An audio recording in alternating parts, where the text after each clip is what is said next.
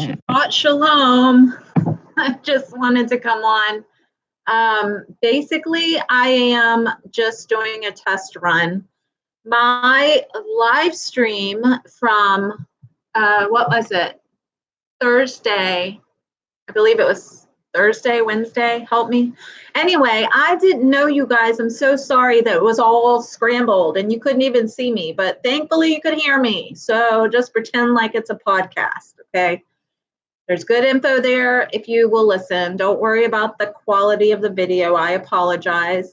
I am far, well, I'm not far. I live on a peninsula on the east coast of Virginia, right where a possible tsunami could hit one day.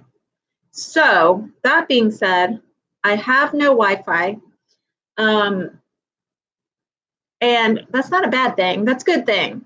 But we use our phone's hotspot. And so for me, the challenge has been doing videos. It's like I don't know the quality that I am uploading at, like that you're seeing me at. So this is a test run. All right. That's why it says test. And I wanted to let you know that no, I'm not finished. Part 2 is extremely important. And the Most High really wants me to get this message out. So I was doing a test run of a video right now. I was going to read a little bit and then stop the video, check the quality, and if it's all good, I'll be back to do part 2. All right? Okay. So I got lost from where I was. I know the last thing I shared was Amos chapter 8, probably verse 9. But I have that written down quite a bit in my journal in different places for what he was showing me. So we'll just call it a little refresher course right now. Okay. And I remember saying to you guys, talking about Amos 5, 10 through 13, the persecution of the Natsarim, or at least in my opinion, that's what it was going to be. Chapter 6 is against the self-indulgent and their false sense of security. There will be disaster for those so comfortable in Zion, thinking to defer the evil day. You are hastening the reign of violence. Verse 7, they care nothing about the impending collapse of the kingdom of Israel. Amos 6, 8 through 14 is about punishment, plague, earthquake, and invasion. Verse 10 specifically states, then Yahuah will say, hush.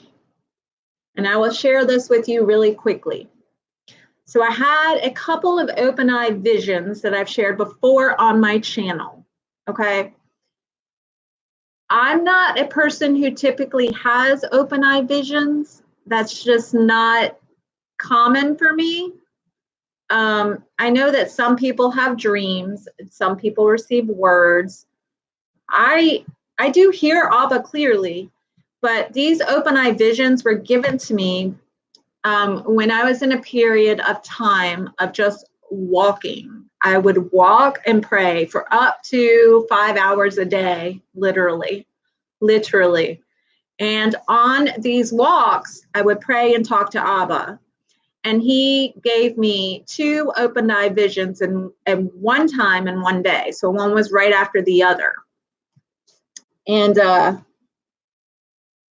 this open eye vision was at first as I was coming off of a bridge and there was a path going down the hill to the sidewalk. And I looked around and literally before I knew it, I was standing in the middle of an apocalyptic world. Everything was on fire. Everything was red.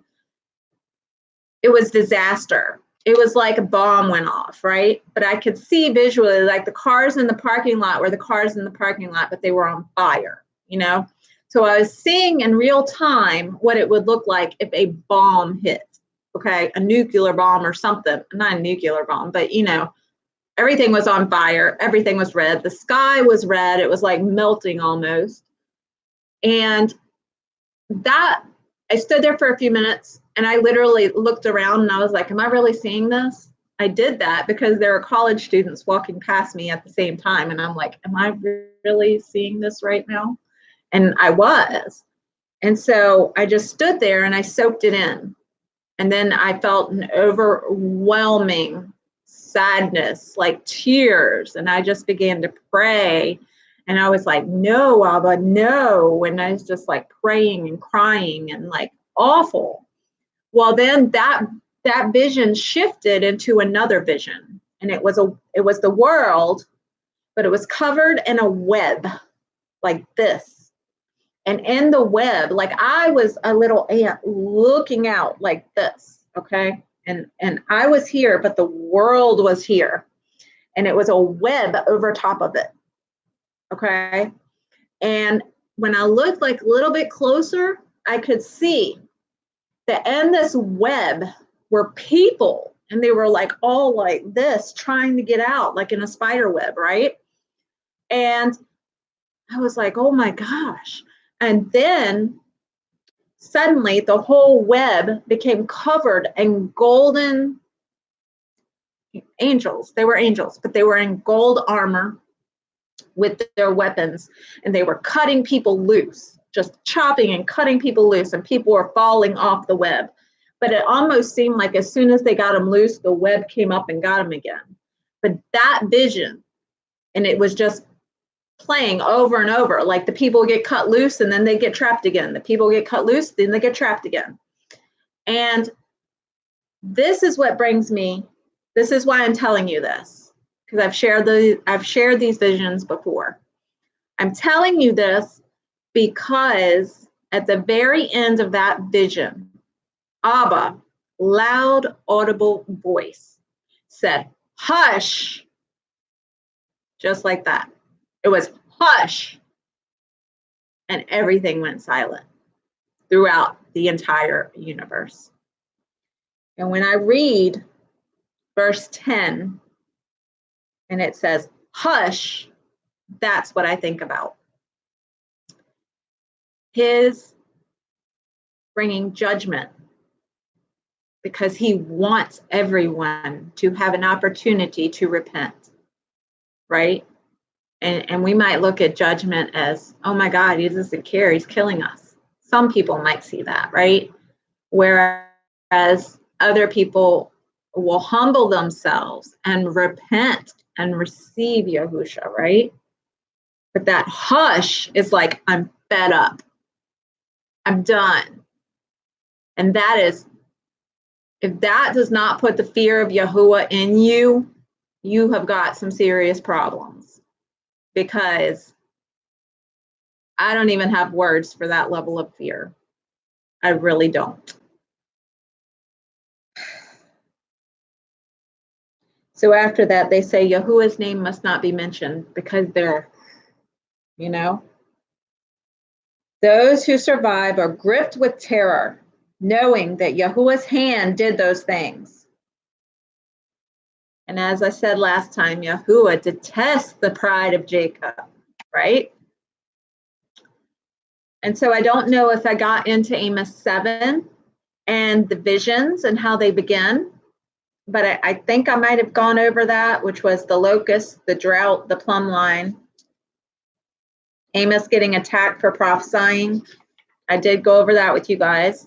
The fourth vision, the basket of the ripe fruit, pride of Jacob, famine and drought of the word of Yahuah. And the fifth vision, the fall of the sanctuary. And then I believe I got into Joel, or I was going to start in Joel. So what I'm going to do is I'm going to stop right here. I'm going to check the vid. I might not delete this. This might have some information that you might need to watch later. So I'll leave this little clip it up. I'm just going to change the title if it looks fine. If it doesn't, I'll leave it saying testing, but I'll also put that I shared my visions just in case somebody's interested. All right. But so if all is well, I will see you in a few. Be blessed. Shalom. I pray that you had a beautiful Shabbat. I love you.